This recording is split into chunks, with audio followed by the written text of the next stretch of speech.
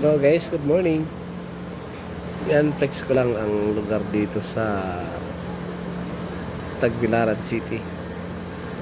Doon tayo nakaharap sa may port, yung may light shipping. Ayan. Yung barko na yan, port ng Tagbilaran City, yung may barkong medyo malaki, biyaheng Cebu. Yung barko na yan, biyaheng Cebu, Bohol. Yan guys.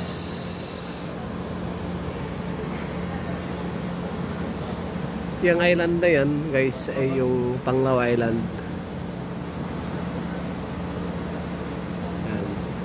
So nandito tayo sa third floor ng mall na to.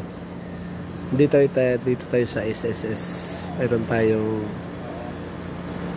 pinapollow up yung mama ko sa kanyang pension. So habang pumipira pa yung mama ko, yun guys, flex ko lang sa inyo. Yun, may ocean jet galing Cebu. Yun guys, may ocean jet dyan. Yan, galing Cebu yan. 45 minutes ang biyahe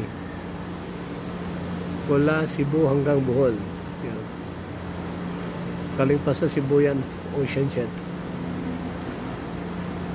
Yan guys.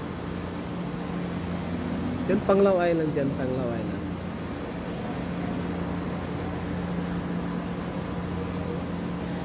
Flex lang natin.